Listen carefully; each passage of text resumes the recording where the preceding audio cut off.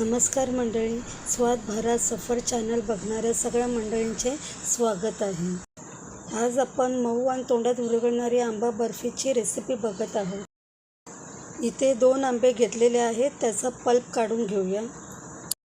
ही आंबा बर्फी कमी साहित्यात आणि झटपट होणारी आहे। ही आंबा बर्फी दुधाळ मधाळ आणि तेवढीच चविष्ट रेसिपी बनते। इथे आपल्याला 1 वाटी पल्प मिळालेला आहे।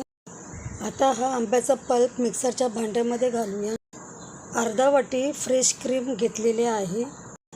तुम्ही इथे अर्धा वाटी दुधाची साय सुद्धा घेऊ शकता। अर्धा वाटी साखर। आता हे सगळे इंग्रेडियंट्स आपल्याला मिक्सरमध्ये फिरवून घ्यायचे आहेत। हे सगळं मिश्रण आपण मिक्सरला फिरवून घेतलेलं आहे। अशा प्रकारे आपल्याला कन्सिस्टन्सी हवी आहे। नॉनस्टिक कढईमध्ये हे सगळं मिश्रण आपण ओतून घेत आहोत। जोपर्यंत हे मिश्रण घट्ट होत नाही तोपर्यंत आपल्याला हे मिश्रण ढवळत राहायचं आहे। गॅस मीडियमवर ठेवून हे मिश्रण आपल्याला ढवळायचं आहे। जेव्हा मिश्रण थोडंसं आटेल तेव्हा 1 वाटी ओलं खोबरं इथे घेतलेलं आहे। ओल्या खोबऱ्यामुळे बर्फी खूप मधाळ तयार होते। इथे डेसिकेटेड कोकोनट नाही, ओल्या खोबऱ्याचाच वापर करायचा आहे। आता हे मिश्रण घट्ट होईपर्यंत आपल्याला असंच ढवळत राहायचं आहे।